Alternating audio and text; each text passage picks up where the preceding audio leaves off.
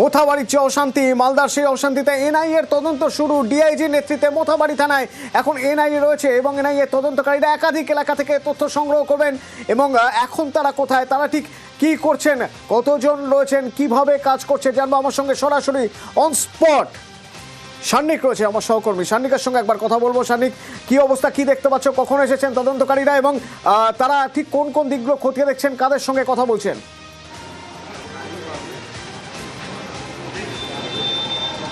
দেখো, ঘণ্টাখানেক আগে মোথাবাড়িতে এসে পৌঁছন তদন্তকারী আধিকারিকরা এনআইএর, এবং তারা যখন আসেন প্রায় 43 জন তদন্তকারী আধিকারিক তারা মোথাবাড়িতে এসে উপস্থিত হয়েছেন।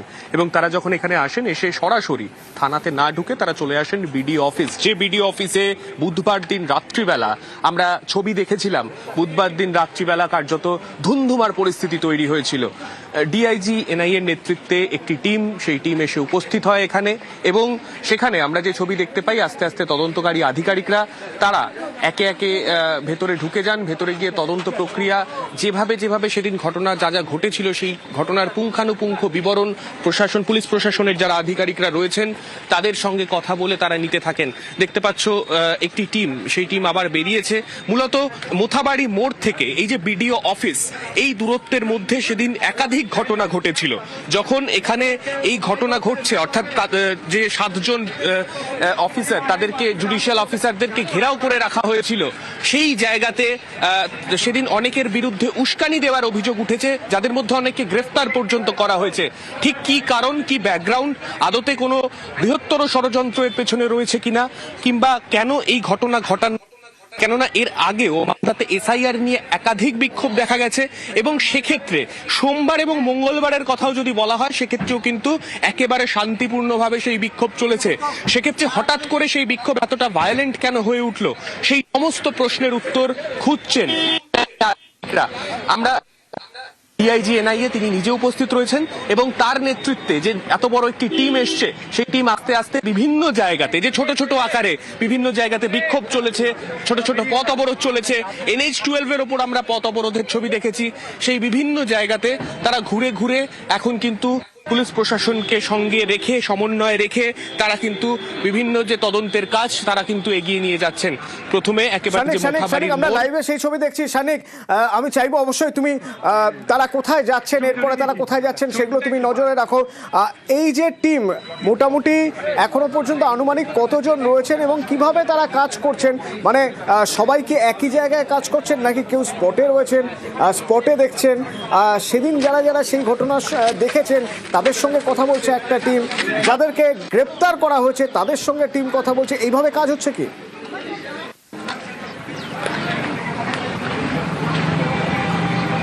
দেখো, একটা বড় টিম যেহেতু এসেছে, প্রায় 43 জনের টিম, সেই টিমটিকে আমরা প্রথমে দেখলাম এই বিডিও অফিসে ঢুকতে। সেখানে ডিআইজি যার নেতৃত্বে এই তদন্ত এখানে পরিচালিত হচ্ছে। আমরা জানি কলকাতা থেকে একজন আইজি পদমর্যাদার আধিকারিক, তার নেতৃত্বে গোটা তদন্তটা এগোবে, কিন্তু এখানে অর্থাৎ মোথাবাড়ি মালদাতে বসে ডিআইজি এনআইএ একজন, তার নেতৃত্বে এই গোটা তদন্ত প্রক্রিয়াকে এগিয়ে নিয়ে যাওয়া হচ্ছে। তিনি নিজে এই বিডিও অফিসে রয়েছেন, এবং তাদেরই টিম ছোট ছোট আকারে ভেঙে গিয়ে বিভিন্ন জায়গাতে সেই টিমগুলি কিন্তু ঘুরে বেড়াচ্ছে। সেখানে গিয়ে তথ্য প্রমাণ যা যা প্রয়োজন সেই বিষয়গুলো নিয়ে কিন্তু তারা কথা বলছেন। এবং আমরা মোথাবাড়ি মোড় থেকে শুরু করে আমরা যে ছবি দেখলাম, সেখান থেকে কিন্তু তারা এসে বিভিন্ন ক্ষেত্রে বিভিন্ন মানুষের সঙ্গে তারা কথা বলতে পারেন, তেমনটাই কিন্তু মনে করা হচ্ছে। অতনু, ধন্যবাদ। এবং মালদায় এই যে এসআইআর নিয়ে যে বিক্ষোভ, সেই অশান্তির জেরে সেখানে যে অশান্তি, তাতে এনআইএ তদন্ত করছে ডিআইজির নেতৃত্বে এই যে টিম, একটা বড় টিম, সেখানে বিভিন্ন জায়গায় গিয়ে তথ্য সংগ্রহ, অনুসন্ধান, এবং তারপর কমিশনকে একটা প্রাথমিক রিপোর্ট দেওয়া হবে। প্রাথমিক রিপোর্ট দেবে সুজাপুর, মোথাবাড়ি। সেদিন ঠিক যেখান থেকে মানে বিডিও অফিস থেকে, মোথাবাড়ি মোড় থেকে বিডিও অফিস পর্যন্ত বিভিন্ন জায়গায় ছোট একের পর এক অশান্তির পরিবেশ তৈরি হয়। এবং বুধবারের সেই প্রতিবাদ বিক্ষোভ, সেখানে 7 জন বিচারক, তারা জুডিশিয়াল অফিসার, তারা সেখানে ঘেরাও হয়ে যান। বেশ কিছুক্ষণ তাদের আটকে রাখা হয়, এবং তারপর সুপ্রিম কোর্টের নির্দেশে এনআইএ-কে তদন্তভার দেয় গতকাল কমিশন। আমার সঙ্গে অপর সহকর্মী সেবক রয়েছে। সেবক, সেদিনের সেই ঘটনা, যে ঘটনার তদন্তে এখনো পর্যন্ত তদন্ত করতে গিয়ে বেশ কয়েকজন গ্রেপ্তার হয়েছেন এবং তারপরে এনআইএর হাতে গতকালই গেছে এই তদন্তভার, এই ঘটনার তদন্তভার এনআইএ টিম সেখানে রয়েছে।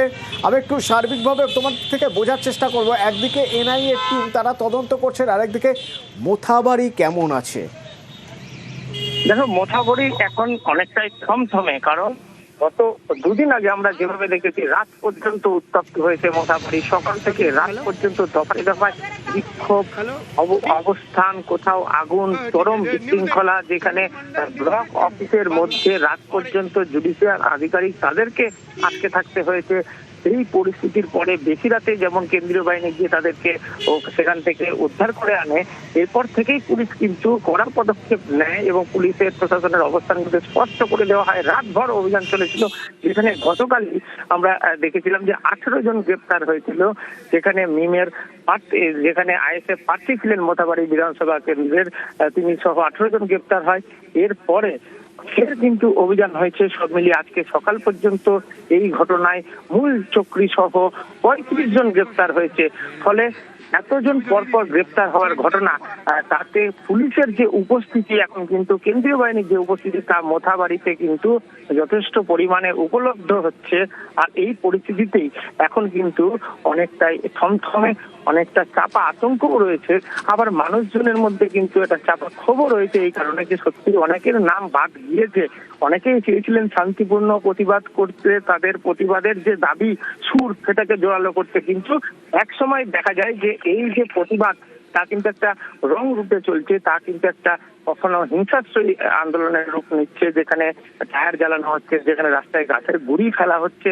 হয়তো যত মানুষ আন্দোলন করছিলেন তাদের সকলে যে এই ধরনের আন্দোলন চাইছিলেন এমনটাও নয়, কারণ অনেকেই বলছেন তারা অসহায়, তাদের ভোটার তালিকায় যে নাম উঠেনি।